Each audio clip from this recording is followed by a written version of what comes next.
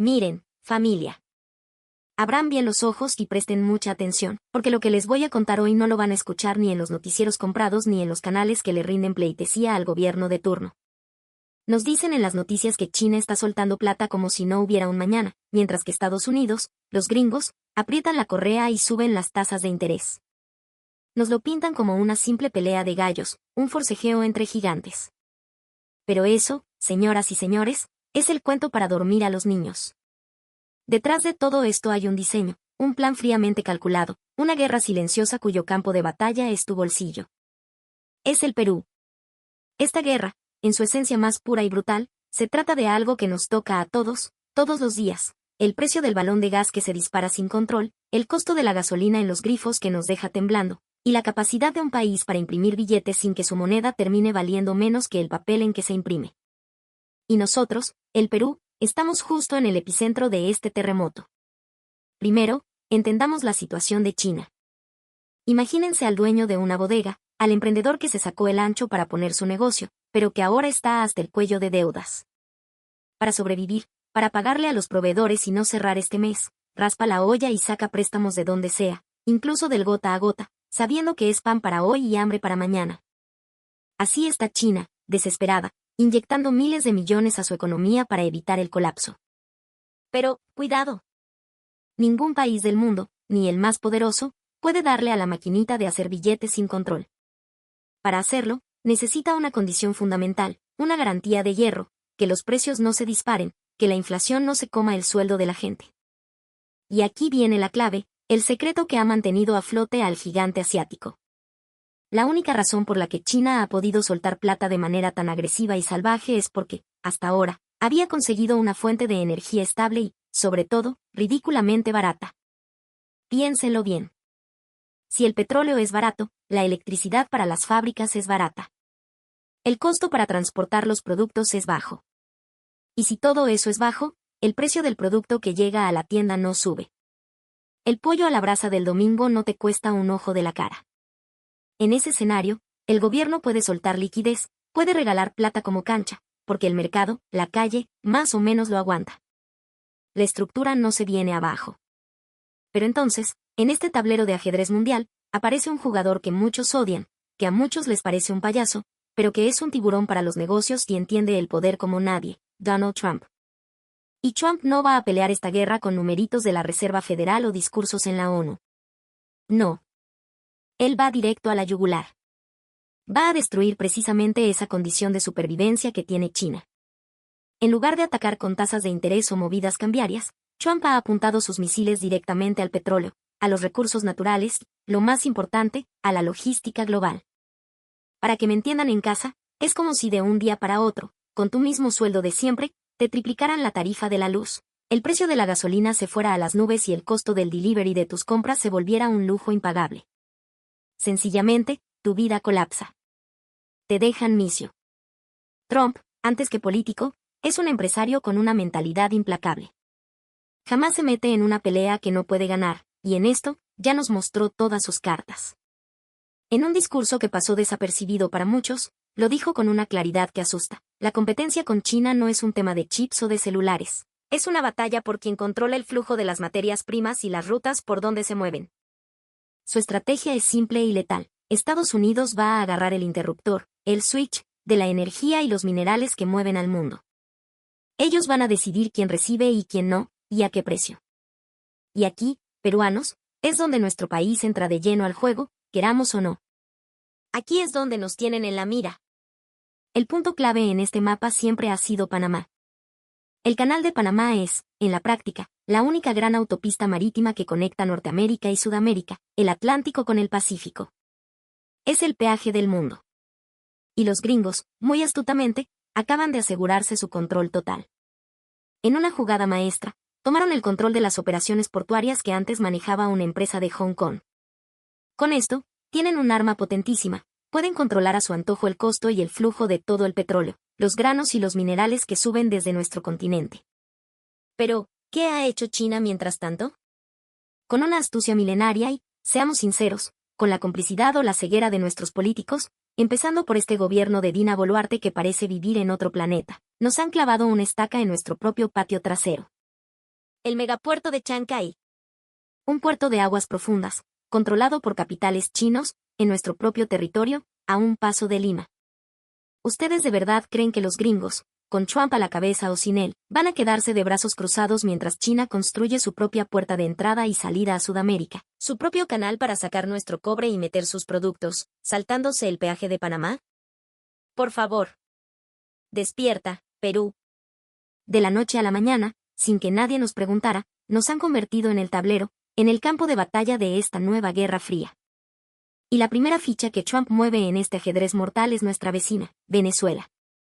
Con la excusa perfecta de la lucha contra la dictadura de Maduro, con el pretexto de la crisis humanitaria que nos ha mandado a millones de migrantes, los gringos van por el verdadero premio gordo, el petróleo. Venezuela, amigos, tiene las reservas de petróleo más grandes del planeta, más que Arabia Saudita. En el pasado, fueron las empresas norteamericanas como Chevron y ExxonMobil las que construyeron toda la infraestructura para sacar ese oro negro. Pero llegó Hugo Chávez, y después Maduro, y en lugar de invertir en la producción, se dedicaron a la mamadera del populismo, a regalar plata y bonos para mantenerse en el poder. Dejaron que las refinerías, esas joyas de la ingeniería, se oxidaran y se cayeran a pedazos. El país entró en una espiral de miseria. Es la tragedia del nuevo rico que se encuentra una mina de oro en el jardín pero, en lugar de aprender a ser minero, se dedica a despilfarrar la plata con tarjetas de crédito hasta que se queda sin nada, y para colmo, ya no sabe ni cómo usar una pala. Se volvió un país millonario quebrado. Para Trump, Venezuela es el objetivo perfecto, riquísimo en recursos y con una excusa política impecable para intervenir. Es la carta ideal para empezar a asfixiar a China. Y este movimiento es una amenaza mortal para Beijing, porque significa el colapso del único salvavidas que les permitía seguir dándole a la maquinita de hacer dinero, el suministro de energía barata. Lo que estamos viendo, familia, no es un berrinche diplomático ni una pelea de egos. Es una guerra por la hegemonía energética. Es la lucha por decidir quién podrá seguir financiando su economía y quién tendrá que arrodillarse. Es la batalla por ver quién controla la inflación, quién controla los precios, y quién, al final, manda en el mundo. La tragedia de Venezuela, irónicamente, comenzó con aplausos. Durante los primeros años de Chávez, la gente lo adoraba, decían que por fin había llegado un presidente para los pobres. El Estado imprimía billetes a lo loco, los subsidios y los programas sociales se multiplicaron. La vida, en el corto plazo, parecía un paraíso. Una ilusión óptica. Pero con el tiempo, cuando la borrachera de la plata fácil pasó, alguien se atrevió a preguntar, además de sacar petróleo del suelo y venderlo, ¿qué más sabemos hacer? ¿Cuál es nuestra verdadera industria? Tristemente, nadie en Venezuela tenía una respuesta. No habían desarrollado tecnología propia, no habían creado nada. Cuando esta realidad golpeó, el pánico cundió, sobre todo entre las élites. Se dieron cuenta de que su única habilidad era ganar plata con tecnología ajena. Y en medio de esa desesperación, Chávez tomó la decisión más peligrosa, botar a las empresas gringas a patadas y nacionalizar las instalaciones petroleras. Él creía, en su soberbia, que como los edificios y los tubos ya estaban ahí, solo era cuestión de cambiar a la gente y la tecnología se quedaría. ¡Qué error garrafal! La realidad, siempre cruel, le dio una lección. La tecnología no está en los fierros fríos, está en la cabeza y en las manos de la gente capacitada, de los ingenieros con años de experiencia. Sin ese conocimiento, sin el know-how, las refinerías más avanzadas del mundo se convirtieron, en un abrir y cerrar de ojos, en gigantescos y carísimos cementerios de chatarra inútil. Al final, ¿qué le quedó al país? Unas instalaciones que no servían para nada y una deuda externa astronómica, impagable. El régimen de Maduro, que vino después, repitió exactamente los mismos errores, hundiéndose aún más en el abismo. Como la industria ya no funcionaba, su único método de supervivencia fue, otra vez, imprimir más y más billetes sin valor. Para justificar el desastre, hicieron lo que hacen todos los dictadores, culpar a un enemigo externo. Convirtieron a Estados Unidos en el eje del mal, y usaron el antiamericanismo como herramienta para aferrarse al poder. En lugar de intentar competir tecnológicamente, se cerraron al mundo, creyendo que así se protegerían. Lo único que lograron fue perder la poca legitimidad que les quedaba. Y es justo ahí, en ese punto de quiebre, donde Trump encuentra la justificación perfecta para lanzar su ataque. Expulsaron a nuestras empresas y mantienen una dictadura, ese es el argumento. Y el mundo, en gran parte, se lo compra. Las reservas de petróleo de Venezuela son de unos 300.000 millones de barriles, una cifra monstruosa. Pero por su falta de tecnología, su producción real es una miseria, apenas 950.000 barriles al día, menos de lo que cualquier país de la OPEP y puede aumentar en una semana. Por eso, a corto plazo, no hay riesgo de que el precio mundial del petróleo se dispare. Pero a Trump no le interesa eso. Él usa la carta de Venezuela para golpear a China directamente. Verán, en la provincia china de Shandong, hay miles de pequeñas refinerías independientes. Estos pequeños dragones han sobrevivido y prosperado gracias al petróleo barato, casi regalado, de Venezuela. Ahogada por las sanciones gringas y sin nadie más a quien venderle, Venezuela se vio obligada a entregarle su petróleo a China con un descuento de hasta el 50% sobre el precio internacional. Imagínense el negocio. China, con esta estructura, podía pagar sus gigantescos costos de infraestructura y aún así tener ganancias enormes. Este era su colchón de seguridad energético. Y no solo Venezuela, Irán y Rusia también le vendían petróleo barato a China, apalancando su crecimiento económico desde las sombras. China le prestó a Venezuela unos 60.000 millones de dólares, y a cambio, se cobraba con petróleo pesado a precio de ganga. Ellos lo llaman inversión, pero todos sabemos lo que es. El típico método del camino de la seda, te endeudo hasta el cuello para quitarte el control de tus recursos. Pero esta relación tenía un punto débil mortal, la desconfianza. Ni China confiaba en Venezuela, ni Venezuela en China. Ambos sabían que en cualquier momento podían perder su soberanía o su dinero.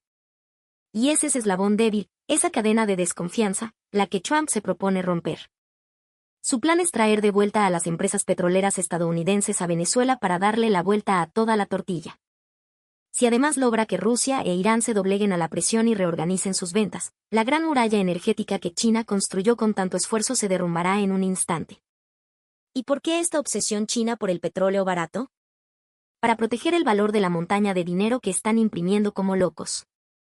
La lógica es simple, si la energía es barata, la inflación se mantiene controlada. Y solo si la inflación está controlada, las políticas de bajar las tasas de interés y dar liquidez para estimular la economía funcionan. Si el costo de la energía sube y la inflación se dispara, China se queda sin herramientas. Ya no podrá seguir soltando plata para salvar su economía. En resumen, el corazón del conflicto actual entre Estados Unidos y China es una batalla por ver quién puede mantener un ambiente de precios estables para poder emitir su moneda y dominar la economía mundial. Aunque ahora veamos el precio internacional del barril de petróleo tranquilo, en unos 80 o 90 dólares, la realidad es que China ha estado operando con un petróleo mucho más barato, a veces a mitad de precio. Y aquí viene la jugada final de Trump. Les ha prometido a ExxonMobil y a Chevron miles de millones en inversiones para normalizar las instalaciones petroleras de Venezuela. Si las empresas gringas vuelven y ponen a punto esa infraestructura, la producción de Venezuela podría aumentar, como mínimo, un 50% de la noche a la mañana.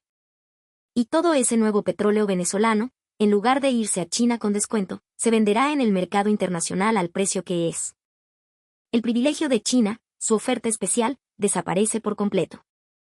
El verdadero objetivo de Trump no es solo quitarle el petróleo a China, es arrebatárselo para que Estados Unidos lo controle primero y lo consiga más barato. Con la energía asegurada, Estados Unidos puede aplicar políticas fiscales mucho más audaces sin temor a la inflación, ganando una ventaja decisiva en esta guerra económica.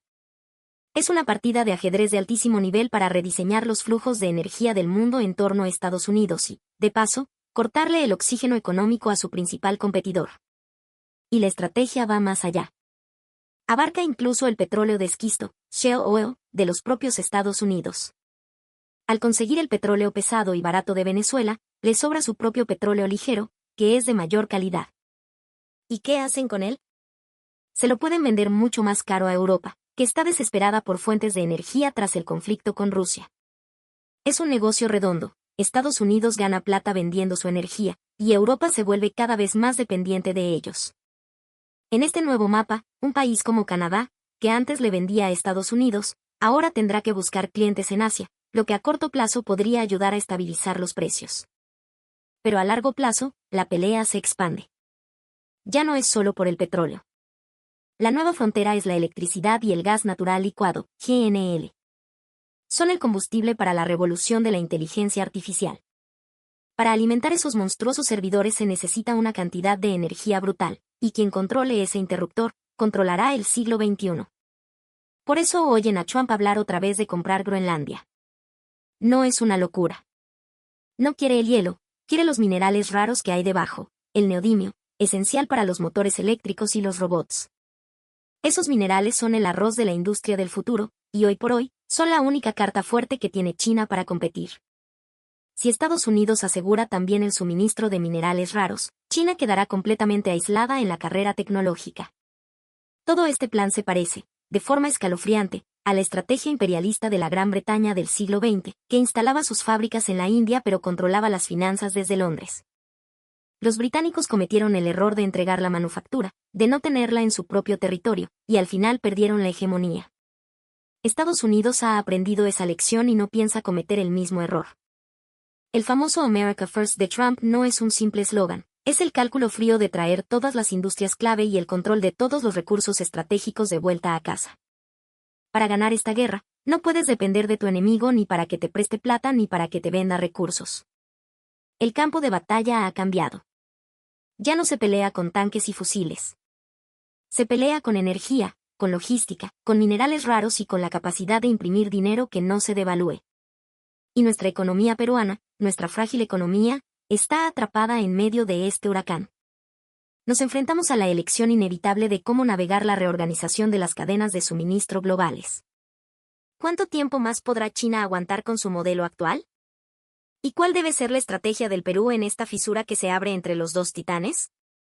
¿Qué va a pasar con nuestro cobre si China se desploma? ¿Quién comprará la producción de las bambas, de Cerro Verde? El ministro José Arista y la gente de la CONFIEP deben estar con los pelos de punta, pero de cara al público, silencio absoluto. Cuando vean las noticias, familia, no se fijen en los discursos incendiarios de los políticos. Fíjense en lo que no se dice, sigan el rastro del dinero, el flujo de los recursos, el control de los puertos y los canales. La guerra financiera ya ha comenzado. El futuro, la riqueza y la pobreza de las naciones se decidirán en función de quién controle la inflación y quién tenga la mano en el interruptor de los recursos. Solo quienes entiendan este cambio estructural podrán prepararse para el gigantesco shock económico que se avecina y, quizás, encontrar una oportunidad en medio del caos. El Perú está en la encrucijada, con el dragón chino construyendo un puerto en Chancay y el águila americana controlando el cielo desde Panamá. La pregunta final, la que nos debe quitar el sueño, es, ¿qué vamos a hacer nosotros? ¿Vamos a seguir siendo el peón que se sacrifica en el tablero de otros? ¿Vamos a ser el pasto sobre el cual pelean los elefantes? ¿O vamos a despertar de una vez por todas y exigir a nuestros gobernantes que jueguen nuestras propias cartas?